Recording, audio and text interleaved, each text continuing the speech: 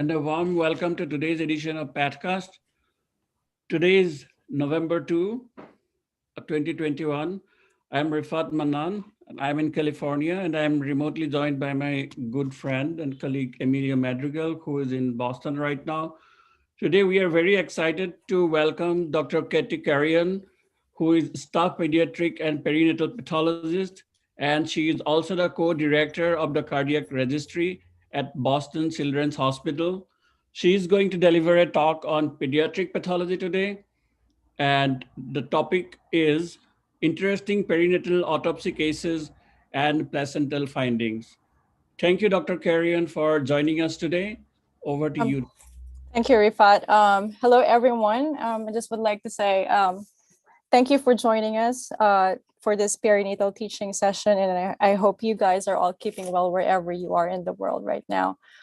So for today, I will be presenting four interesting perinatal autopsy cases and their placental findings. What I hope to do is to use these cases as a springboard for discussing certain concepts in perinatal autopsy. I encourage everyone to read this beautiful article by one of my perinatal friends, Dr. Linda Ernst, a pathologist's perspective on the perinatal autopsy. It gives a nice overview of the perinatal autopsies, the indications and uses, the actual procedure itself, and the informations that are important to include in the final autopsy report. So if you have extra time, I recommend to do this reading. So let's start with our first case. So this case is a 34-week female fetus born to a 22-year-old mom who's pregnant the second time, and the prior pregnancy was unremarkable. So at 26 weeks gestational age, there were some abnormal imaging findings, including intrauterine growth restriction, heart that's quite enlarged, and some abnormalities in the brain. So there were also possible heart anomalies detected on fetal echo.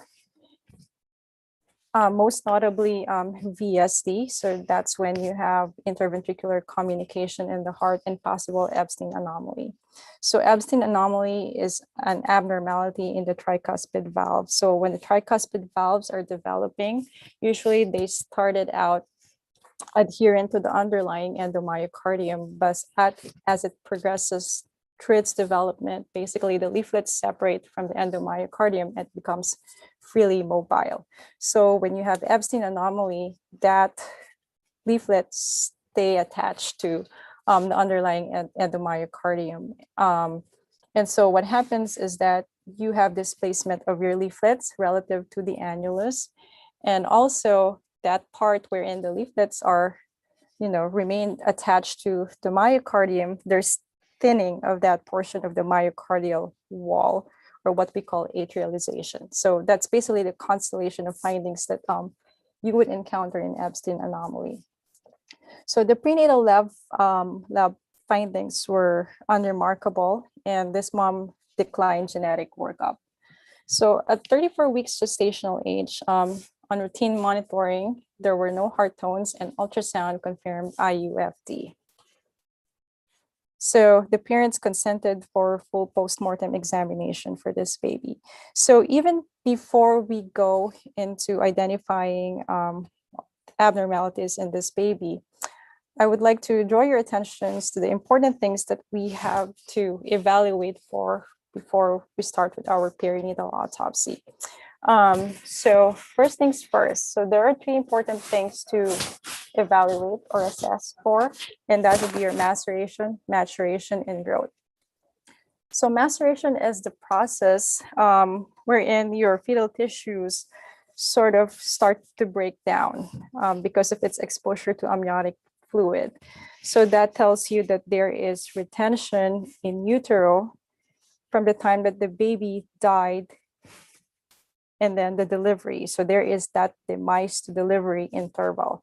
And the longer that interval is, the more pronounced the maceration features are. So that's something that you assess for, especially in IUFD. So maturation is another feature that you evaluate for. So maceration answers the question, is this baby developing as expected for gestational age? And there are different organs or features externally that you can use to help you with that. But it's more of a qualitative assessment. When you talk about growth is more of a quantitative assessment. These are the things that we are most familiar with. So these are your circumferential and linear measurements that you obtain or measure. So you have your head circumference, chest circumference, foot length, and all of that. That's all under growth. So while we're at this, it's very important to note that maturation and growth do not always go hand in hand synchronously.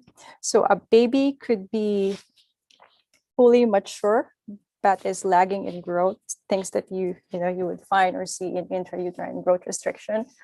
Or a baby could be greater than the 90th percentile for its age, but the maturation features is lagging behind, something that you see in overgrowth syndromes or macrosomic babies. So that's very important to make a note of. So maturation helps you with estimating the time of fetal death. And these are the 3 helpful papers for that. There's basically one paper that describes the external fetal features that could help you time the fetal death, a paper on the histologic findings in the fetal organs and histologic findings in the placenta. So to simplify what is written, all the elements included in that paper. So this is a table, and you have the retention time, Rose exam, microscopic exam, and the microscopic placental features. So for the gross examination, the hallmark of maceration is skin slippage or desquamation. And the longer the baby is retained in utero or exposed to moisture or amniotic fluid, the more extensive your desquamation is, such that at 48 hours, you're expecting desquamation to affect about 50% of the body surface area. Other features would be overlapping cranial sutures, widely open mouth. You lose the integrity of your perioral musculature. And when it's really far gone out, you can have mummification wherein your organs and skin start to dehydrate, and there's dullness in color and everything just looks tan. And we're going to see an example of that in a little bit. So when you talk about microscopic findings in the setting of maceration, the hallmark would be loss of nuclear basophilia. And of all the organs, the tubular structures in the kidney are the first to go. And at 24 hours or 1 day, the inner half of the myocardium, you could have loss of nuclear basophilia there. And when the maceration is extensive, more than several weeks, then all you have left is basically ghost cells. And then you also have changes in the placenta. You can have intravascular cardiorexis, multifocal stem vessel luminal abnormalities, and the endpoint would be fibrosis of terminal villi or avascular villi. So if you notice, these features are very similar to what you would see in fetal vascular malperfusion. So what helps to determine, and sometimes it's not always straightforward to determine IUFD-related changes in the placenta versus FVM or fetal vascular malperfusion. But I think one helpful feature would be the distribution and the lack of temporal heterogeneity. So if it's IUFD related, most of the time the changes is much more global, affecting a significant number, if not all, of the villi. And the changes are almost on the same stage. So you don't see a lot of temporal heterogeneity. So that's for maceration. Now moving on with maturation. So for maturation, I would say that the reliable organs to examine would be the skin, hair, eyes, and ears. So for the skin, it's very important to remember that your fat or subcutaneous tissue do not even start to develop until about 24 weeks gestation. And that layer is not firmly established there until about 28 to 30 weeks. So any gestational age younger than 24 or 22 weeks, you expect the skin to be red and translucent because it is the subcutaneous tissue that gives that tan pink lighter color to the skin and the opacity as well. For the hair, the eyebrows do not usually eyebrows do not usually start to show up until about 18 to 20 weeks. You don't get a prominent coverage of your scalp until about 26 weeks. So when you have abundant hair, then you must be at 30 to 32 weeks gestational age. And for the eyes, it's important to remember that the eyes, as part of its retinal development, stays closed up to about 26 and 28 weeks, and that's when the eyelids start to open. And for the ears, it's basically the structure and the quality of cartilage. So in smaller fetuses, the ears are more flat and simplified. And then throughout the gestation, it starts to be more prominent, and the cartilage acquires elasticity, especially toward the third trimester. So those are the maturation features that you could look for or use to assess the baby's maturation. So going back to this baby, so we can say that there's definitely maceration features. You have skin slippage in the abdomen, in the arms. This is about in the order of 30 to 40%, because I think the back was also kind of extensively involved in this case. One other very important feature would be the discoloration in the umbilical cord. So normally the cord would be cream white, but this you can see that it's tan pink. It's very much discolored. So at this point, we're able to establish that there's features of maceration. In terms of maturation, the skin looks appropriate for a 34 weeks gestation. There's a good amount of hair. So I guess this baby is also okay for 34 weeks gestation. In terms of growth, most of the measurements are in keeping with 34 weeks gestation, except for the head, which was lagging behind by a few weeks. So there is a little bit of microcephaly in this particular baby. So after I assess for the maceration, maturation, and growth, then that's when I start checking for the other abnormalities externally, like dysmorphic features, evidence of therapeutic intervention if there was. So that's usually the sequence of how I do it. So for the external examination, so there was mild microcephaly. And I'm sure that you guys started to notice that this patient had numerous red papules all over the body. This is a closer view of that face of the baby. And this is what we call a blueberry muffin baby. For the internal examination, so there was a little bit of serous fluid in the abdomen. There was marked splenomegaly, and there were petechiae and hemorrhage in multiple organs. The heart, surprisingly, was normal in this case. So that's very important to note, because sometimes, you have a lot of prenatal imaging findings, and sometimes it influences the way you diagnose your case, but you have the advantage of actually seeing the organ and evaluating it. So make it a good habit to, examine the organ independent of what the prenatal imaging says. And then there was no discrete lesion in the placenta. So I always tell my trainees this, that if you have, or if you're working in a perinatal autopsy case, even before you open the body, and before you open the body and proceed with your dissection, it's always good to have a working set of differential diagnosis, especially if you have striking features that you identified externally. And in this particular case, there was diffuse erythematous papules. So if you check for the top two differential diagnosis for that, it would be congenital infections, specifically torch infection, and hematologic dyscrasias. When we opened the body, the most significant finding was actually splenomegaly.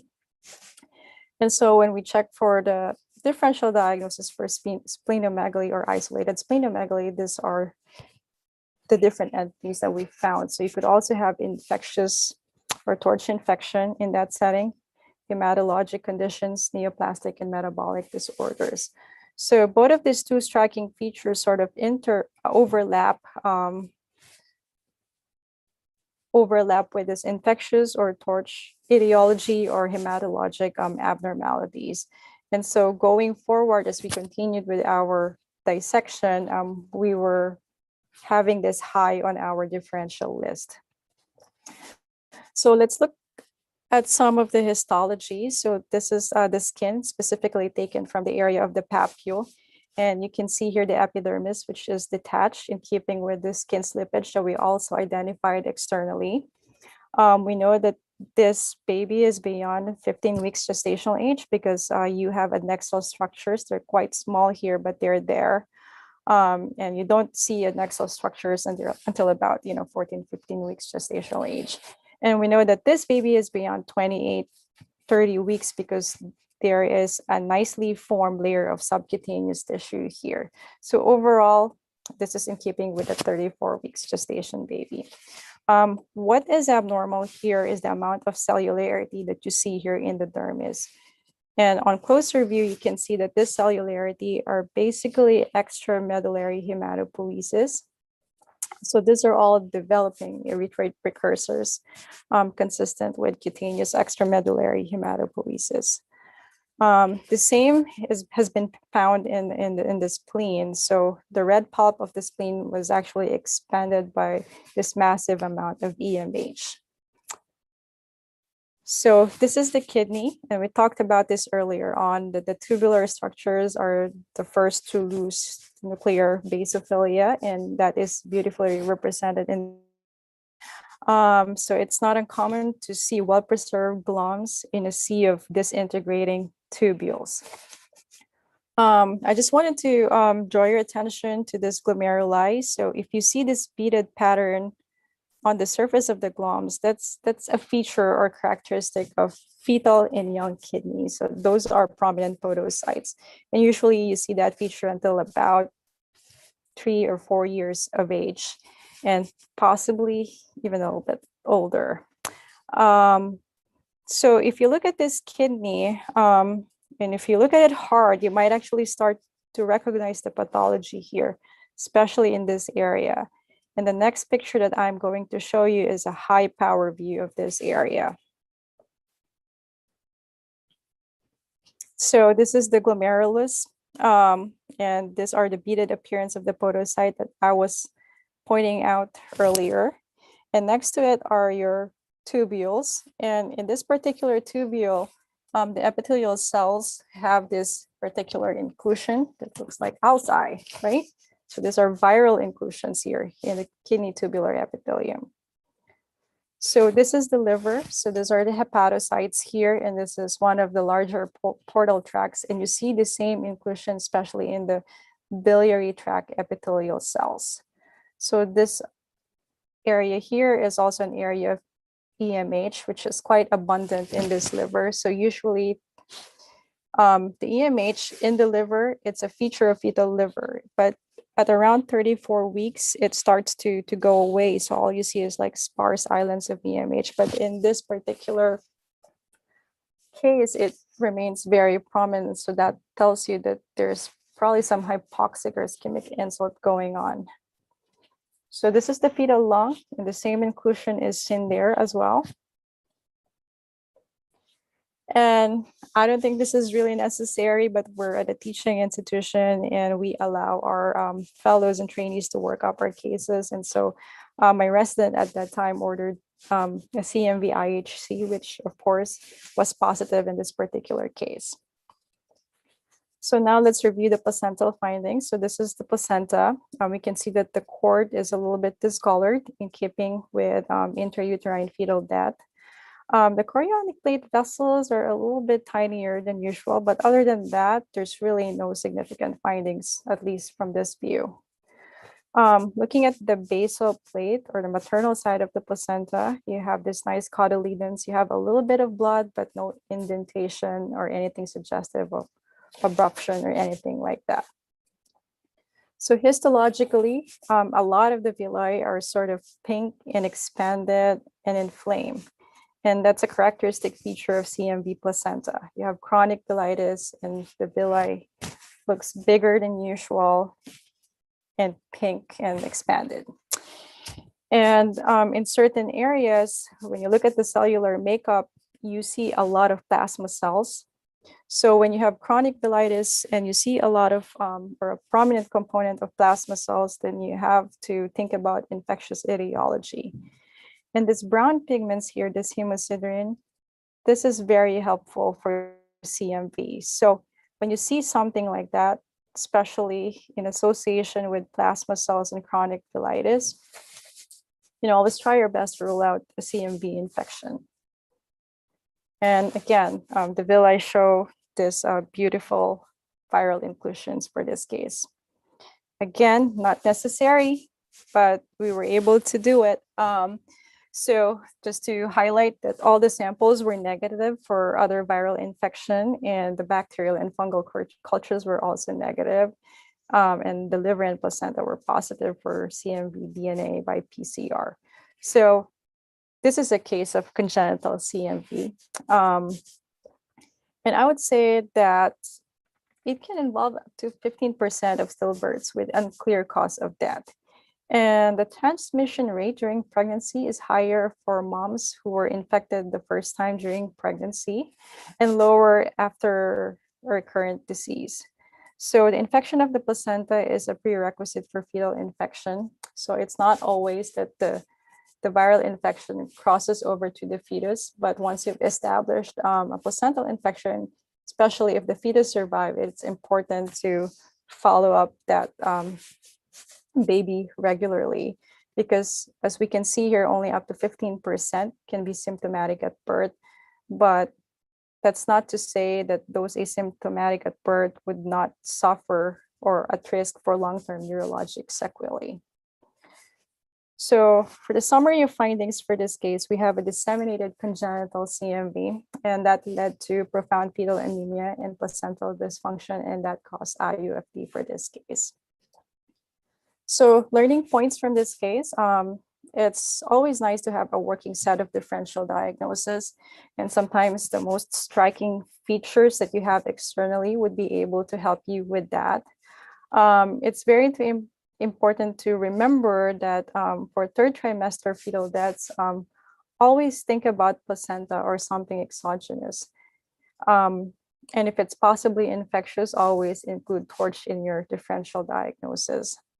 And when you think about it, CMV is usually a self-limiting disease, but if it becomes exacerbated in a mom or a certain patient, and you have to think about the immune status of that particular patient. Maybe there's an underlying HIV or cancer or anything that could possibly bring down the immune system. So those are things to think about. So off to our second case. So for the second case, this is a 19-weeker female fetus born to a 26-year-old mom who's pregnant for the first time. She was morbidly obese, and she was gearing up for sleeve gastrectomy, but she was found to be pregnant, and so the surgery was rescheduled. At 16 weeks gestational age, there was elevated AFP, and the baby was measuring really small for 16 weeks gestation. And they thought that by ultrasound, they found lumbosacral neural tube defects. The amniocentesis was normal. At 19 weeks, so 3 weeks later, the mom presented to the ED with cramping and vaginal bleeding, and the ultrasound confirmed intrauterine fetal death. So this is the fetus. And we're talking about maceration earlier, right? And we talked about that when you're at 2 weeks maceration or advanced stage of maceration, you can have dehydration of the body, fetal organs, and you have dullness and color, everything looks tan. So this is an example of that, almost in the mummification stage. So all of the measurements and organ weights are consistent with less than 16 weeks gestation. So when you have something that's measuring a few to several weeks than the stated clinical gestational age, the question to ask is that, is this baby really, really small, or this baby stopped growing from a few weeks back? And I think the latter is true for this particular fetus. So again, going back to that table, so this is clearly within that mummification stage. And at this point, you're expecting the organs to show significant loss of nuclear basophilia in virtually most or all organs. And that's what we found in this case as well. And the placenta also showed sclerotic changes in the villi, plus other interesting findings. So we try to verify what the prenatal imagings would tell us. And for this case, they were suspecting neural tube defects, but there was no evidence of dimpling or any abnormalities in the lumbosacral region of this baby. So this is the placenta. The placenta is not, well, it's 81 grams. So it's a little bit small, but what's remarkable for this placenta is that this is the entire parenchymal mass. It's rock hard and solid and just discolored yellow tan. And on cut section, it looks like this. So this is the chorionic plate over here and the basal plate here. And you can see that the placenta, the full thickness of the parenchyma is infiltrated by this yellow tan material. And only probably a small portion of the placenta retains that like usual spongy quality to it, or of the parenchymal villi. So my trainee mentioned that this looks like a marble cake. Earlier we had a blueberry muffin baby, and now this placenta looks like a marble cake. Okay, so histologically, what we found are these necrotic villi. They're all dead, but in between this villi, you have all of this pink fibrinoid stuff encasing the villi. So there is perivillous fibrin. Sometimes there is difficulty, especially with our trainees who are just starting to learn placental pathology, how to differentiate infarction versus perivillous fibrin, especially that in both scenarios, the villi are necrotic and dead. I think what really helps is going on low power view and to kind of see the shape of the lesion. Usually when you have an infarct, so when a particular cluster of chorionic villi becomes hypoxic, what they usually do is they tend to stick together or aggregate together. That's why most of the infarcted villi are well circumscribed, and you don't have a lot of spaces in between them. So they're usually compressed back-to-back villi. But for perivillous fibrin, what happens is that you have this perivillous fibrinoid material running in between this villi in a very irregular, fashion. And so it's not well circumscribed. But in the process, because they're basically hampering the gas and nutrient exchange, the villi eventually die as well. But you see there are a lot of spaces in between the villi filled with this fibrinoid material. So that's when you have something like that, that's perivillous fibrin. And just a closer view of that. So most of our placental sections look like this, except for a couple of slides wherein we found something like this. So we found that there is some cellularity in the intervillous space, like clusters of these cells.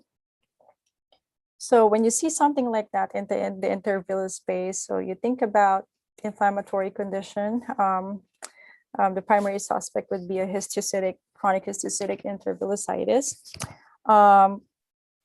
Cellularity in the intervillous space should also make you think of malarial infection, because you can see some histiocytes too in the intervillous space, but usually that you'd be able to see some malarial forms in that case.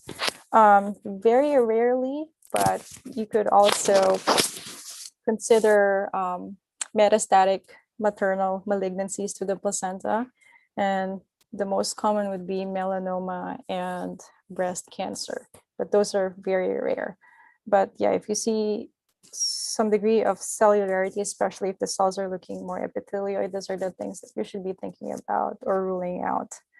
On closer view, so these cells have sort of bean-shaped nuclei, prominent nucleoli, very epithelioid looking.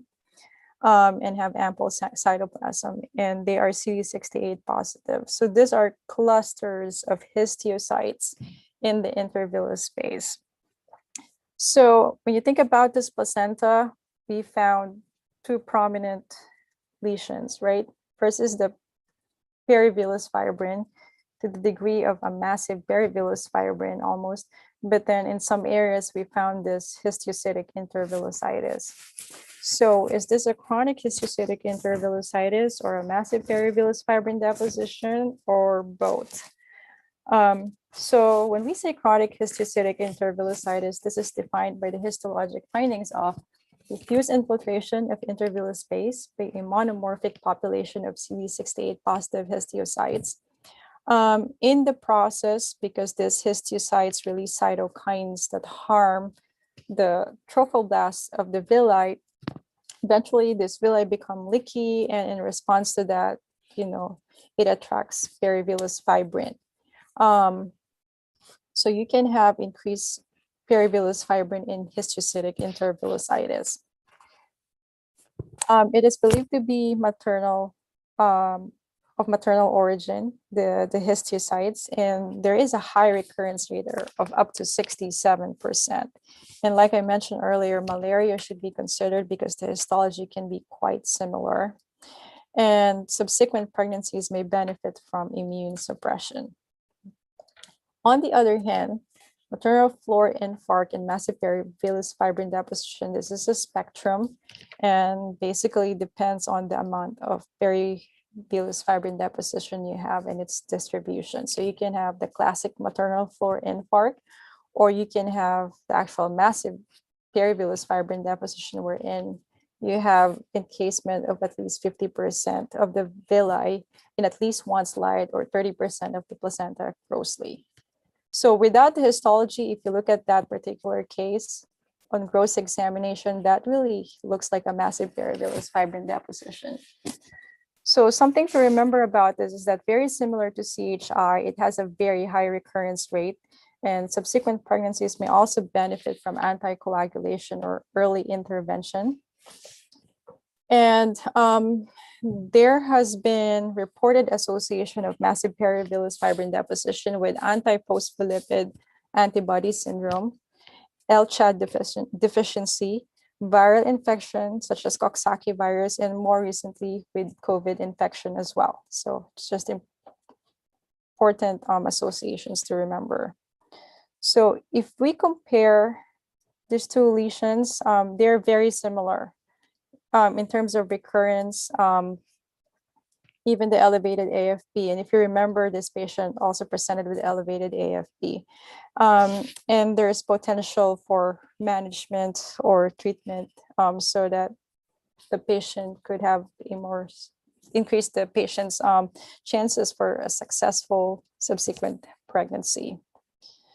Some authors believe that they can coexist, but some authors believe that it's primarily a histiocytic intervillositis with associated massive perivillous fibrin deposition that's basically just more exaggerated than the usual that you would get in CHI. So for this case, we assign this out as a chronic histiocytic intervillositis with associated exaggerated perivillous fibrin deposition. And we felt that the impaired placental gas and nutrient exchange is basically what resulted to the intrauterine demise in this particular case. So for the take-home points, it's important to remember that the placenta stays well perfused for a while, and the histology doesn't go bad as quickly as the other fetal organs. So it might actually show relevant findings even in advanced maceration. So that particular baby, the organs is basically all ghost cells, but the placenta did reveal something. It is important to watch out for those markers in prenatal labs that could mean something. And always remember your recurring placental lesions because they have important implications for subsequent pregnancies.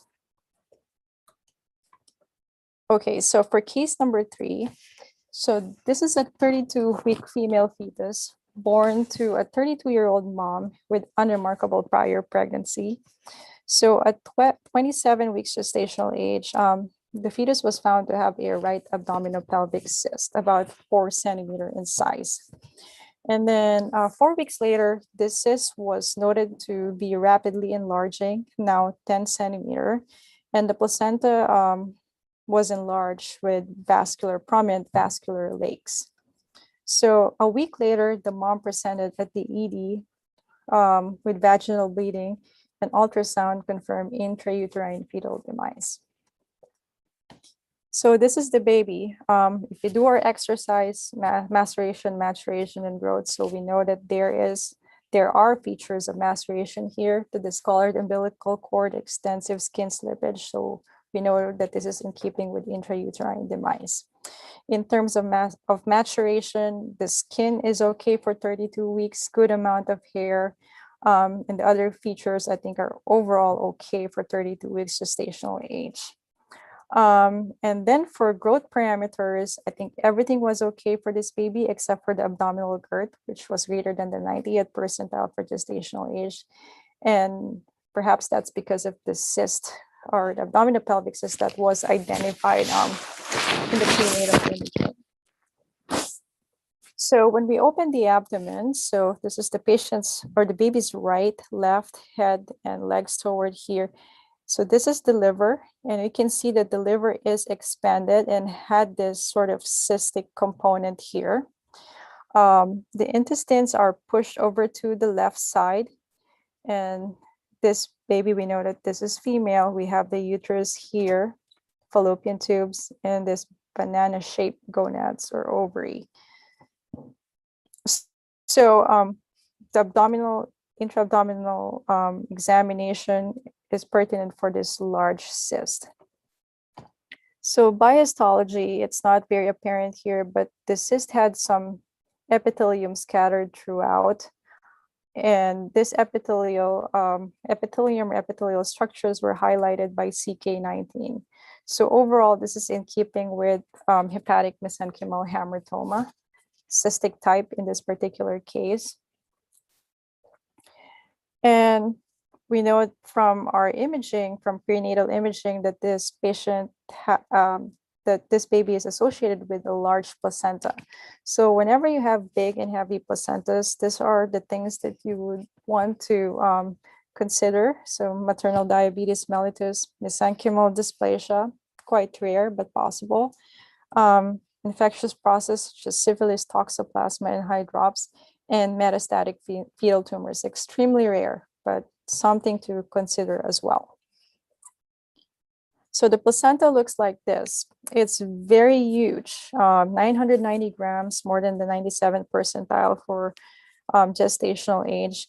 And what's remarkable for this placenta is the presence of this really dilated chorionic plate vessels. On cut section, you can see that the chorionic plate vessels are dilated and filled with thrombus. You can even see the linear layering of the thrombus here.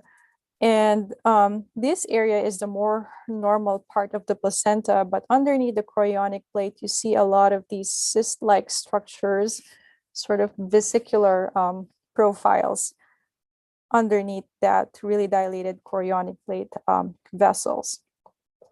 So histologically, the chorionic plate vessels contain thrombus, and many of the stem villi look like this.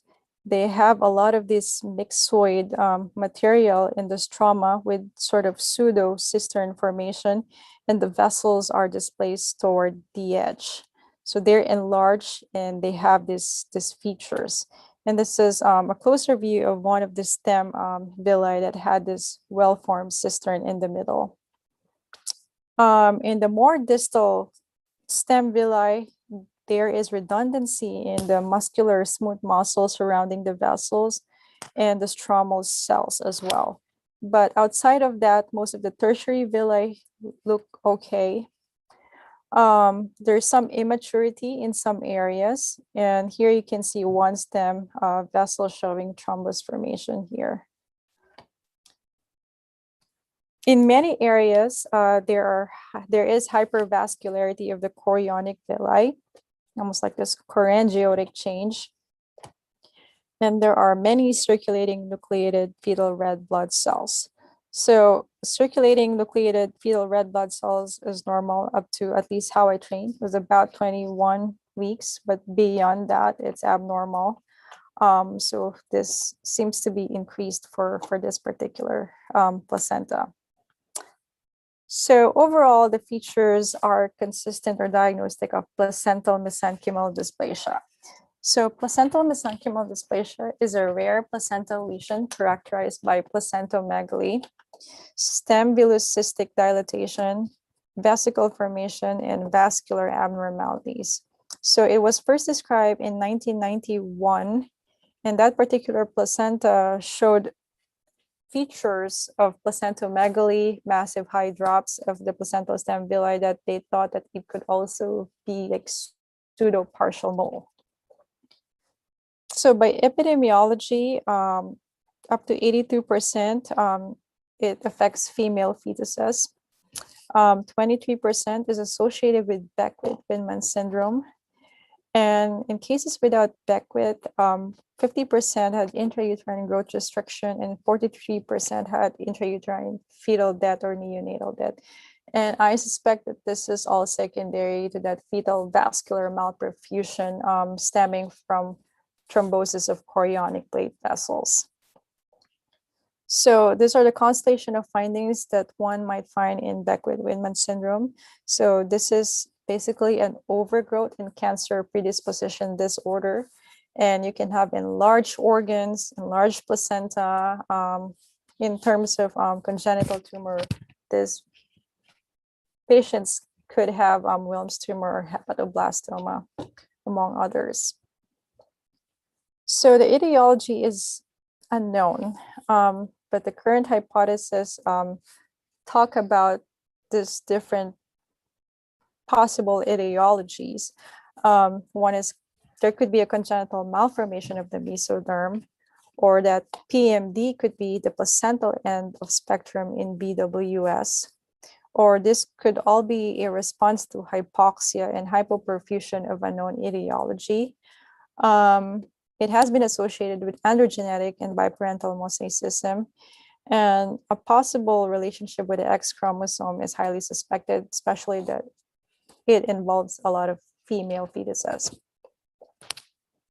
So clinically, this can be confused with partial mole because you have some, cystic changes in the placenta in a developing baby, or a twin pregnancy with one normal fetus and one complete mole. But what really helps is that in PMD, there could be large cystic placenta, but the fetus is usually well formed. So that is highly unlikely in partial moles. Most of the partial moles, fetuses would have some structural anomalies. And also by histology, you have to note the absence of trophoblastic proliferations, stromal trophoblastic inclusions, irregularity of the villus surface, because these are not features of PMD. And by cytogenetics in DNA ploidy studies, majority are diploid, most are karyotypically and phenotypically normal females, and we know that partial moles are mostly triploid. So just to go over some pictures of partial moles, so this is an example of partial mole, enlarged dysmorphic looking villi, but you have some trophoblastic proliferation. You have irregularity or jagged outline of this particular villus and also this other one here. And you can see trophoblastic inclusion. So these are not features of PMD. And if you see these features, that favors a diagnosis of partial mole. There was one paper when we received this case, I guess, 7 years ago now, that documented the association of placental mesenchymal dysplasia and hepatic mesenchymal hamartoma in the newborn. And our case is very, very similar to this reported case. So for the summary of findings, what we have here is a placental mesenchymal dysplasia. And because of that, there is disturbance in the placental blood flow that led to multi-vessel thrombosis, and that resulted in fetal vascular malperfusion and fetal death. So for take-home points, we should remember the association of placental mesenchymal dysplasia and Beckwith-Windman syndrome. And also, it's always helpful to be aware of even the rare entities, because you're not going to be looking for something if you're not familiar with it. So it's good to consider or rule out rare entities in your daily cases. Okay, so for the last case, so this is a 29 weeks fetus born to a 20-year-old mom pregnant for the first time who had inherited anemia. So at 21 weeks gestational age, there were abnormal imaging findings. There was oligohydramnios, and also there were multiple anomalies, including cystic left kidney, absent right kidney, dilated bladder, pulmonary hypoplasia, and cardiomegaly. So if you look at this constellation of findings, it does remind you of a particular sequence that we call Potter sequence or oligohydramnios sequence, right? Genitourinary anomalies and the other associated findings. At 28 weeks, the mom presented to the ED with bilateral wrist pain, and she was treated with hydration, oxygen, and 2 units of packed RDC. 2 weeks after that, she presented with vaginal bleeding, possible abruption, and preterm labor. And the baby was born, but eventually did not survive more than a couple of minutes, secondary to lung hypoplasia. So this is the baby that we received for perinatal autopsy.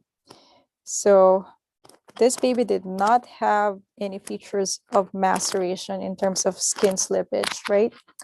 This umbilical cord dried out in the cooler, I believe. But yeah, so there's no skin slippage for this baby. So we know that this baby survived for a couple of minutes postnatally. The maturation, I think, is okay for 32 weeks gestation. And the growth parameters are also in keeping with that 30 to 32 weeks gestational age range. What's quite prominent in this particular baby is that right off the bat, you see all of this skin wrinkling and very prominent creases on the face and flattening of the limbs. So we can look at those features more closely. So you can see the periorbital creases, the nose that looks flattened, and the chin being a little bit more pushed back or recessed. So these are features of compression. So when you have oligohydramnios, because you don't have enough amniotic fluid to suspend the developing baby, so you can get compression features, and these are good examples of that. And you also have bilateral club feet, very flattened looking feet as well. And one of the, I would say, most interesting findings externally is this ambiguous genitalia in this particular baby. So when you look at it, it looks like that there is this phallic structure here in the middle, and you might be thinking, oh, this is probably a male baby. But if you look at the surrounding folds, this is quite abnormal and ambiguous looking, because normally in developing, male scrotal sacs and penile shafts, you don't see this going above the penile shaft, but there's no vaginal opening in this case too. So overall, this is an ambiguous looking genitalia, because it's hard to decide whether this is a male or a female just based on this. Not shown in this picture, but there is anal opening, but when probed, it doesn't go beyond 1 centimeter from the opening from the skin. So there's space, it's basically atretic. So this is just a summary of the Potter sequence, wherein you can get all of these compression features from basically oligohydramnios, which could be secondary to renal agenesis or any genitourinary anomaly that could result in decrease in urine formation. So the most serious endpoint of this would be pulmonary hypoplasia, because in developing fetus, when they swallow or inhale amniotic fluid, that helps in lung development. So if you don't have enough urine formation, then your lungs are not going to grow, or at least it's not going to grow optimally. And because of all of these, you also have this limb deformities and compression features. So this is all in keeping with Potter sequence or oligohydramnios sequence. So when we open the chest and the abdomen, this is how it looked like. So one thing that I always tell my trainee is before you remove anything or cut anything, you have to identify it and always check for the situs. So if you look at the thoracic cavity here, so this is abnormal because the heart is pointing downward and to the right. So this is primary dextrocardia. Normal heart should be pointing downward and to the left and toward the left side of the chest, but that's the opposite of that. And this is primary. So that's why this is primary dextrocardia.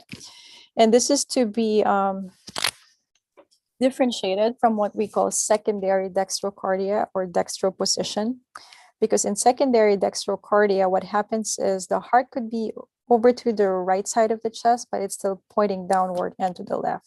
And that's something that you see in the setting of pulmonary hypoplasia on the right, or sometimes you have a congenital diaphragmatic hernia wherein your organs are basically herniating into the abdomen and pushing the heart to the right. But yep, this is a primary dextrocardia, and usually the internal structure of this is different from that of just a secondary dextrocardia or dextroposition. So that's that. And looking at the abdomen, you can see the fetal liver here. It's very prominent. The intestines are pushed over to the left side. And then you see this really huge cystic structure here occupying the lower abdomen and the pelvic region here. So going back to the lungs, there is bilateral pulmonary hypoplasia, and the lungs are bilaterally bilobed in this case. When we separated the thoracic from the abdominal organs, we were able to identify esophageal atresia with tracheoesophageal fistula. So the dotted lines mark the atretic or blind ending segment of the proximal esophagus, and the probe is inserted into the epiglottis, but it ended up into the distal esophagus. So we know that there is connection between the tracheobronchial tree and the distal end of the esophagus. And so that's why it's very important to check for this before you separate your esophagus from your GI system from your tracheobronchial tree, because you might miss this. So you have to probe and you have to open it posteriorly to be able to check for that, because you might miss especially those H-type fistula that can be really, really tiny. So this patient had esophageal atresia and tracheoesophageal fistula type C, which is the most common one. In the abdomen, so this is the patient's head here, legs, right and left sides. So this is the liver. So this is the umbilicus, and this is parts of the skin. So when your umbilical cord inserts into your umbilicus, underneath that in the abdomen, it branches out because you have, the vessels that are contained within your umbilical cord. So the umbilical vein goes upward into the liver, and in this particular case, it's been ligated and divided. And then that's your umbilical vein. And then your umbilical artery, usually they run downward alongside the bladder. So this is your bladder. But here you only see one umbilical artery, and it's on the right side. So we are suspecting a single umbilical artery here, and we can review the histology later of the cord. So other than that, so you have your veins, your arteries, and in the middle of that, sometimes you see the urachal remnant, or the urachus connecting the bladder to the umbilicus as well. Behind that, there is this huge cystic mass. And on closer view, this is again the liver. This is the patient's head, patient's legs toward here, and this is the left side. And you can see the stomach here underneath the liver, and it ends in this blind ending saccular-like structure. So this is consistent with duodenal atresia. And all of these intestinal bowel loops basically end up terminating into this cystic structure. You can see the distal colon here ending or connecting to this huge cystic mass. So trying to identify other structures. So we found the right ovary, which also connected to this huge cystic mass in the fallopian tube. And here you can also see the single umbilical artery here, and that's the skin surrounding the umbilicus here. And we also found the left ovary and fallopian tube connecting to this huge cystic mass. And again, the distal colon can be seen here ending in this large cystic structure. This is post-evisceration, and just to show you that the left kidney looks quite cystic and enlarged. The left kidney is not shown in this picture, but we found it later on after fixation. And again, this is the stomach underneath the liver, and this is your gallbladder here. So when we have complex genitourinary anomalies like this, usually we like to keep the organ block intact. And in this particular case, what we did was we injected or perfused the cystic lesion in the bladder with formalin and let it all fix for some time before we went back to dissect it further or identify the structures further. So we kept the important attachments in there. So this was the distal colon that we identified earlier. This is the huge cystic mass. This is the single umbilical artery earlier, umbilical skin and the umbilicus, a segment of umbilical stump here. And in most cases, we usually keep the external genitalia attached as well, especially if we're interested in examining the patency of the urethra. And sometimes you need special permission for this, but for our consent, this is covered by that at the time. So we were able to do that. So this was the ambiguous genitalia that we identified earlier on. And this is that anal opening that did not go beyond 1 centimeter that I was describing earlier as well. So this is a case of partial urorectal septum malformation sequence. And what we have really is this colon, vagina, uterus, and bladder terminating in this common channel that basically exits into the urethra, and there is an associated anal atresia.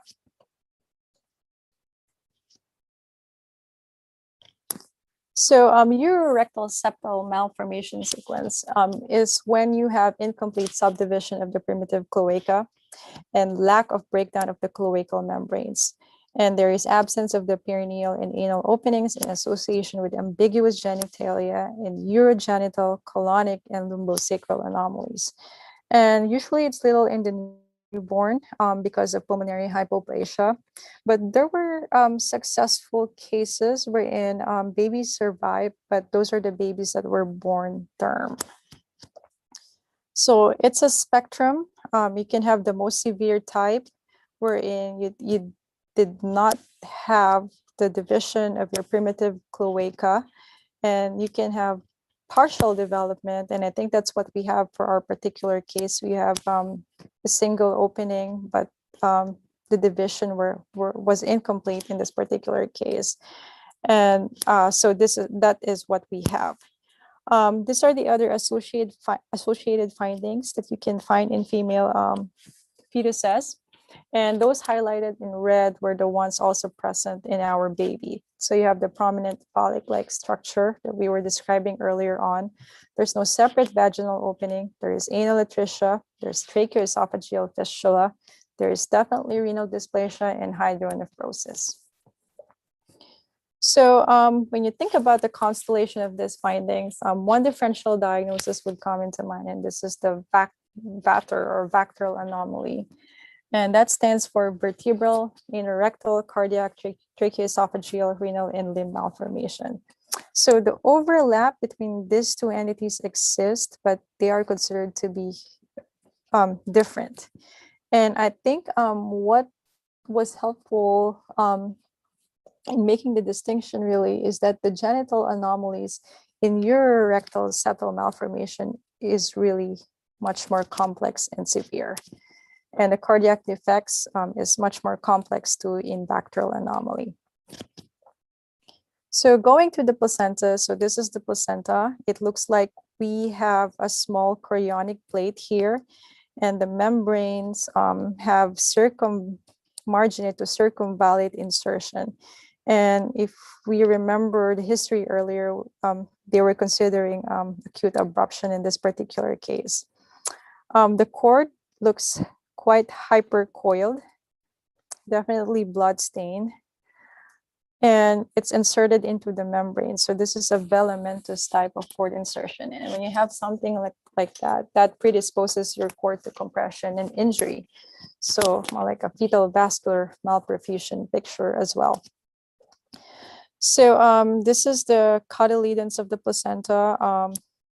They're suspecting acute abruption in this case. And just to show you that sometimes you might not have any finding, the arrow is pointing to that area where we felt like there's a little bit of indentation and blood clot, but really nothing impressive grossly, which could sometimes be the case in acute abruption. You might not have a gross correlate. So we were expecting this based on our intra-abdominal findings that there's going to be a single umbilical artery. So this is a 2-vessel cord. Looking at it closely, we have inflammation, basically neutrophils migrating out into the cord. So this is a fetal inflammatory response. It's something that you see in the setting of amniotic fluid infection. Going into the membranes, you can see that there is necrotizing acute inflammation of the membranes. So this is maternal inflammatory response to amniotic fluid infection. So you both have fetal and maternal responses to AFI in this particular case. And although we did not find any impressive Rose findings, a lot of the villi showed this inter and intravillous hemorrhage. So that's in keeping with acute abruption. And if we remember the history earlier, the mom had inherited anemia. So here we can see maternal sickled cells in the intervillous space. So to summarize the placental findings, there was amniotic fluid infection, and we have maternal and fetal inflammatory response. There was evidence of placental abruption. There was maternal sickle cells in the intervillous space. And also there was a hypercoiled umbilical cord with single umbilical artery and filamentous insertion. So I guess this is a predisposing condition to the fetal vascular malperfusion. So to summarize the findings in the fetus and the placenta, so in the fetus, we have a partial urorectal septum malformation sequence. And because of that, we had oligohydramnios in this baby. And because of that, we had pulmonary hypoplasia. And that made it incompatible with extrauterine life, especially with preterm birth. And amniotic fluid infection and placental abruption predisposed to preterm delivery in this particular case. So take-home points for this case, I would say that it's very important to be patient with your dissection. I always tell my trainees to not cut something that they have not identified. And if they feel like there's value to going back to the organ block once it's fixed, it's okay to keep the organ block intact and do the dissection and organ identification later on. In this particular case, we kept the entire GU block and everything that's attached to it intact. We fixed it and went back to it 1 or 2 days later. And it's also important to keep a list of possible associations because, sometimes if you're not looking for something, you might miss it. But when you're aware that a certain lesion could occur in association with a certain finding, then your chances of picking those up would be higher. And also, it's not uncommon to find severe anomalies that are not readily fatal, but superimposed placental pathology leads to catastrophic outcome. So I think that is the last case for today. I would say that in a nutshell, the perinatal autopsies hope to answer questions on the cause of fetal demise. The examples I gave you were some of the gratifying examples wherein you had findings in both the fetus and the placenta. But you have to remember that in a good number of these cases, you might not find anything despite a very thorough examination. But it's always good to approach it systematically and have a thorough examination or investigation, so you would not miss any pertinent findings. It's almost always a sin not to examine the placenta in the setting of perinatal autopsy because it tells you a lot of information. And I would say that even up to a few weeks postnatally, when we have demise within the first month, I still go back to the placenta and see if there were any features or pathology there that could have contributed to the poor outcome. So in perinatal autopsies, the findings may help in future pregnancy plans, and there could be implications of diagnosis to living family members, especially those heritable or familial diseases. So that's very important to keep in mind. So with that, I would like to leave you all with my recommended perinatal and placenta books.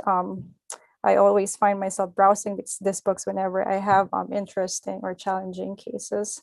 So these are my recommendation. I'm sure there's a lot more books out there, but these are ones that I regularly use for my practice. So I think this is my last slide, and thank you all very much for listening. Thank you so much, Dr. Carreon. This was an amazing talk. You can stay on the last slide, or you can turn your video on, whatever you find it more convenient. I can stay on the last slide, so at least people can review the title of the books. That's fine. That's fine. Yeah. Oh, great. Okay, thank you. I see a few questions online. Sure. Let me read them for you in no specific order. So one question is, just a second.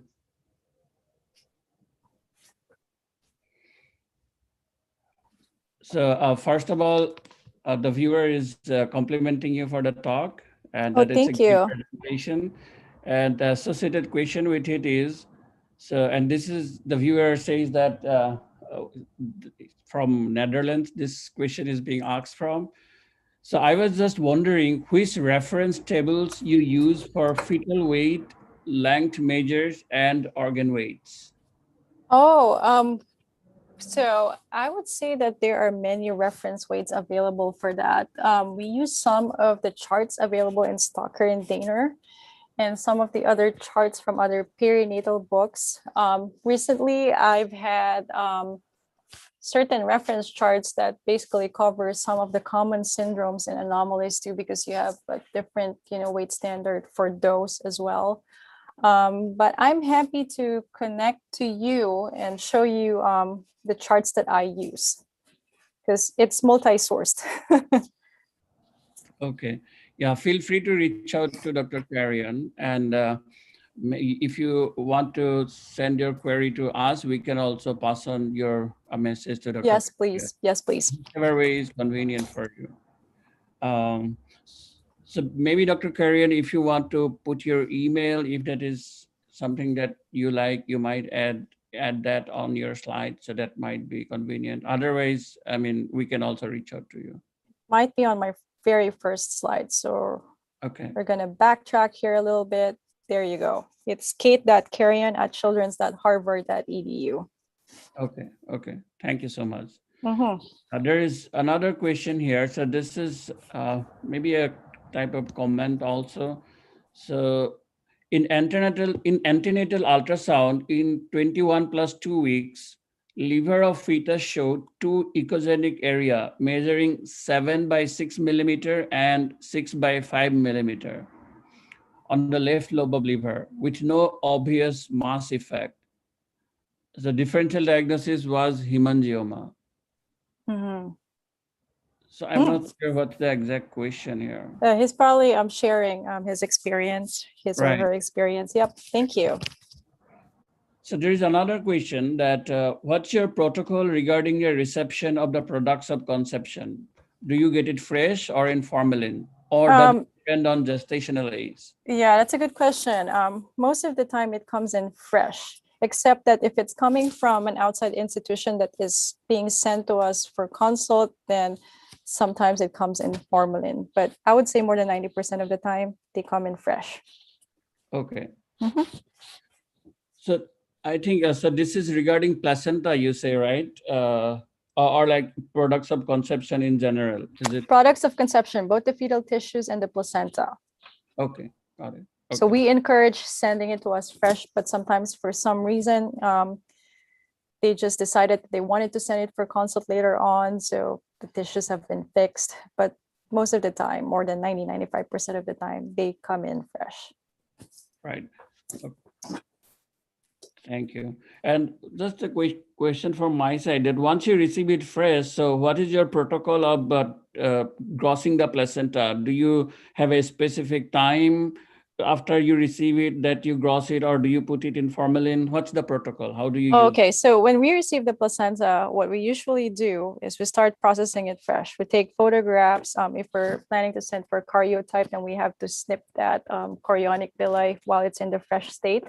We also obtain, so parts of our gross evaluation or description happens also in the fresh state.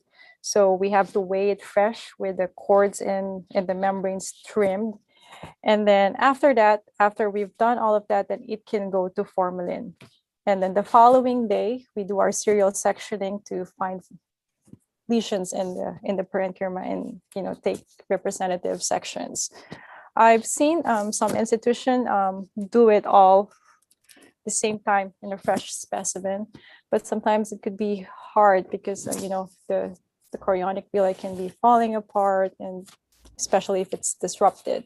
So I would say that most of the time it's a 2-day process for us. There are descriptions that or part of the evaluation that we perform while it's in the fresh state.